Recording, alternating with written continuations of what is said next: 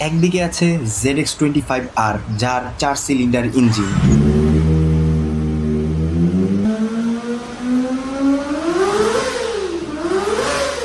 $18,000 এবং F1 কারের মতো স্ক্রিমিং একটা ইঞ্জিন। এবং অন্যদিকে আছে CBR250RR,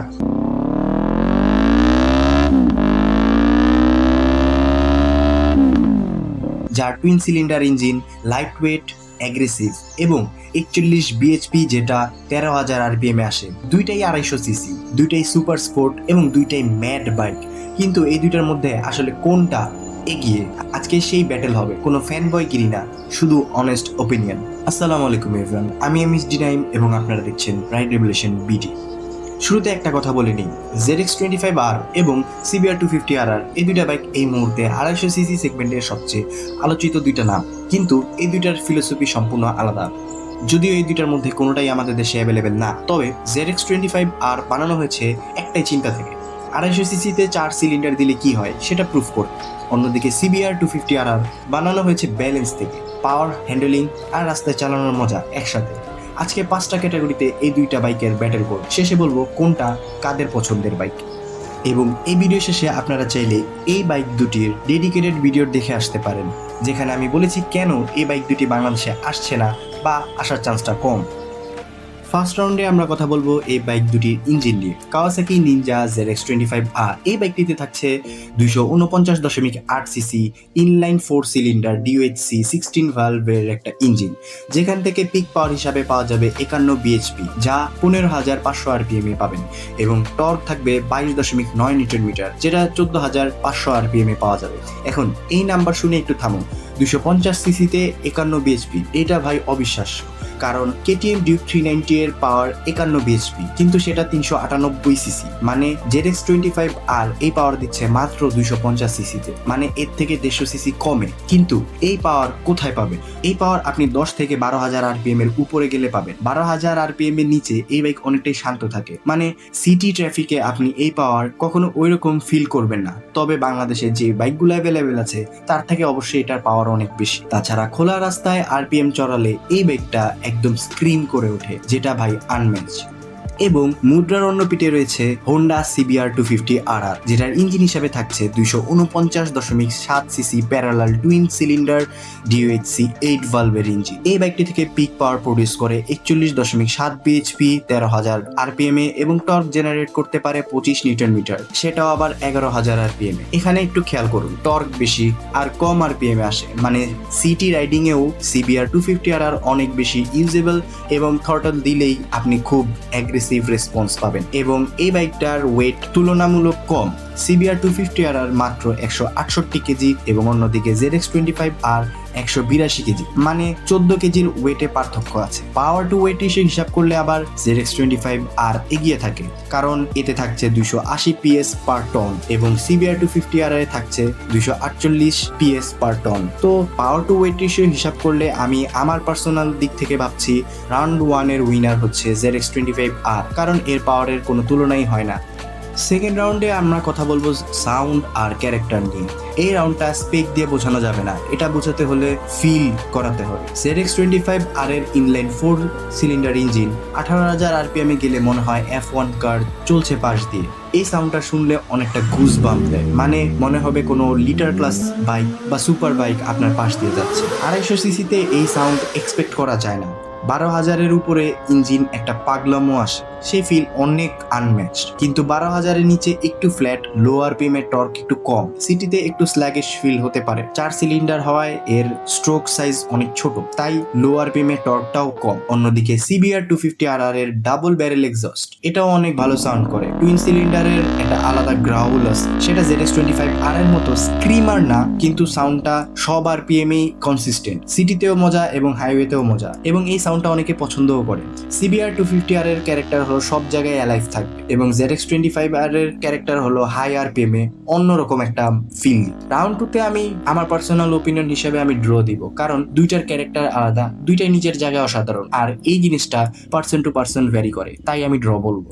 থার্ড রাউন্ডে আমরা কথা বলবো হ্যান্ডেলিং আর চেসিস নিয়ে। এখানে ZX25 আর থাকছে ট্রেলিস ফ্রেম এবং সামনে থাকছে ইউএসডি ফর্ক, পিছনে থাকছে মনোশক সাসপেনশন এবং এই বাইকটি সামনে থাকছে 310 এর সেমি ফ্লোটিং ডিস্ক এবং মনোব্লক ক্যালিপার, পেছনে থাকছে 220 এর ডিস্ক, সাথে থাকছে ট্র্যাকশন কন্ট্রোল এবং 3টা রাইডিং মোড। অন্যদিকে আপনি CBR 250RR এ পাবেন ডায়মন্ড ফ্রেম, এটা অনেক লাইটার বা হালকা, সামনে ইউএসডি ফর্ক, পিছনে মনোশক সাসপেনশন। এই বাইকটার সামনেও 310 এর ডিস্ক, কিন্তু এখানে একটা সমস্যা আছে, স্লাইডিং ক্যালিপার, মানে ZX25R এ মনোব্লক ক্যালিপার এর মতো শার্প বাইট আপনি পাবেন না। তাছাড়া পেছনে থাকছে 240 এর ডিস্ক, 3টা riding mode, sport, sport plus এবং কমফোর্ট।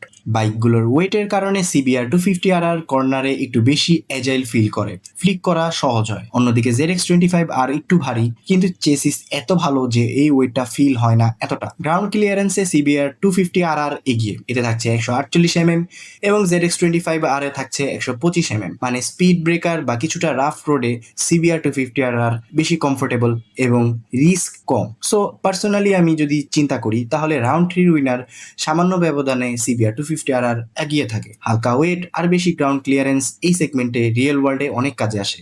ফোর্থ রাউন্ডে যাওয়ার আগে আপনারা যদি KTM RC390 সম্পর্কে কোনো ভিডিও চান তাহলে কমেন্টে RC390 লিখে দিন, আমি নেক্সট ভিডিও KTM RC390 এর উপর বানাবো ইনশাল্লাহ। ফোর্থ রাউন্ডে আমরা কথা বলবো এভরিডে ইউজিবিলিটি নিয়ে। যদিও এই বাইক দুটি বাংলাদেশে অ্যাভেলেবেল নাই এবং এই রাউন্ডটি আমি চিন্তা করছি যদি এই বাইক দুটি বাংলাদেশে আসে তাহলে কিরকম দৃশ্যপট হবে। তো এই রাউন্ডে সবচেয়ে ইম্পর্টেন্ট, কারণ বাংলাদেশে আমরা বেশিরভাগ সময় শহরেই চালাই। ZX25 আর সিটিতে চালানো মানে পাওয়ার ব্যান্ডের বাইরে থাকা, মানে 12,000 RPM রিচ করার জায়গা ঢাকার ট্রাফিকে একদমই নাই। বাইকটা চলবে কিন্তু তার আসল মজার 10 ভাগও পাবেন না। ফিউল এফিসিয়েন্সিতে ZX25 আর তুলনামূলক অনেক কম, 4 সিলিন্ডার মানে বেশি কনজাম্পশন, রিয়েল ওয়ার্ল্ডে প্রায় 20 কিলোমিটার পার লিটার দিবে। এবং অন্যদিকে CBR 250RR টুইন সিলিন্ডার হওয়ায় লো মিড RPM এ টর্ক বেশি, সিটি ট্রাফিকে থ্রটল দিলে রেসপন্স পাবেন, বাইকটা সবসময় অ্যালাইভ ফিল করাবে, ওয়েট কম হয়, লেন স্প্লিটিং এবং ইউটার্ন খুবই সহজ হবে এবং ফিউল এফিসিয়েন্সিতেও এই বাইকটি ZX25R থেকে এগিয়ে থাকবে। So day to day use হিসাবে রাউন্ড 4 এর উইনার আমি মনে করি CBR 250RR। এখন আমরা কথা বলবো ফিফথ রাউন্ড বা ফাইনাল রাউন্ড। এখানে আমরা কথা বলবো ওভারঅল ভ্যালু নিয়ে। ইন্দোনেশিয়াতে ZX25R এর দাম অলমোস্ট 100 মিলিয়ন রুপিয়া এবং CBR 250RR প্রায় 75 মিলিয়ন রুপিয়া, মানে ZX25R প্রায় 1/3 দাম বেশি। এই এক্সট্রা দামে আপনি কি পাবেন? 4 সিলিন্ডার, বেশি পাওয়ার, ট্র্যাকশন কন্ট্রোল এবং মনোব্লক ক্যালিপার এবং সেই সাথে একটা সুপার বাইকের সাউন্ড। কিন্তু কি হারাচ্ছেন? 14 কেজি বেশি ওয়েট, কম গ্রাউন্ড ক্লিয়ারেন্স, বেশি ফিউল কনজাম্পশন আর সিটিতে সেই পাওয়ার কখনো তেমন একটা ইউজ করা যাবে না। অন্যদিকে CBR 250RR এ কম পাচ্ছেন usable power, light weight, better city performance আর সেই সাথে ডুয়েল ব্যারেল এক্সস্ট সাউন্ড। যদিও আমাদের দেশে ওভারঅল ZX25R এবং CBR 250RR এই দুইটা বাইক মানুষ পছন্দ করে তাদের লেজেন্ডারি সাউন্ড এবং পারফরমেন্স নিয়ে, তবে শুধু সাউন্ড দিয়ে একটা বাইককে মাপা যায় না। হ্যাঁ, যদিও বিষয়টা কিছু কিছু মানুষের ক্ষেত্রে ভিন্ন, তবে আমি পার্সোনালি মনে করি ওভারঅল ভ্যালুর কথা চিন্তা করে রাউন্ড 5 এর উইনার হচ্ছে CBR 250RR। তাহলে ফাইনাল স্কোরটা দেখুন, ZX25R জিতেছে ইঞ্জিন পাওয়ার এবং সাউন্ডে, অন্যদিকে CBR 250RR জিতেছে হ্যান্ডেলিং, এভরিডে ইউজিবিলিটি আর ওভারঅল ভ্যালুতে। ক্যারেক্টার রাউন্ডটা দুইটা বাইকই সমান হিসাবে আমি ড্র দিয়েছি। তাহলে কোনটা কার জন্য? ZX25 আপনার যদি আপনি উইকেন্ড রাইডার, ট্র্যাক ডে করেন অথবা শুধু ইনলাইন 4 সাউন্ডের ফিল বা সুপার বাইকের ফিল নিতে চান তাহলে এই বাইকটা আপনার পছন্দের লিস্টে থাকবে, কারণ এই বাইকটা একটা এক্সপিরিয়েন্স, শুধু ট্রান্সপোর্টেশন না। অন্যদিকে CBR 250RR আপনার যদি আপনি ডেইলি রাইডার হন, শহরে চালাবেন এবং হাইওয়েতেও চালাবেন, 250 সিসির মধ্যে সুপার পাওয়ারের একটা বাইক চান, এটা আপনাকে সবকিছু দিক থেকেই খুশি করতে পারবে। সত্যি কথা হলো দুইটাই অসাধারণ বাইক, কিন্তু এই দুইটার মধ্যে ZX25RR হলো একটা ইঞ্জিনিয়ারিং মার্ভেল এবং অন্যদিকে CBR 250RR হলো একটা কমপ্লিট মোটরসাইকেল। বাংলাদেশে যদি এই বাইক দুটি কোনোভাবে আসে তাহলে আপনি কোন বাইকটা নিতেন এবং এই বাইক দুইটির জন্য আপনি কি 15 থেকে 20 লাখ টাকা খরচ করতে রাজি কিনা সেটা কমেন্টে জানাবেন। এই ছিল ZX25R বনাম CBR 250RR এর 250 সিসির একটা ব্যাটেল। ভালো থাকেন, সুস্থ থাকবেন, আল্লাহ হাফেজ এবং অলওয়েজ ওয়্যার এ হেলমেট।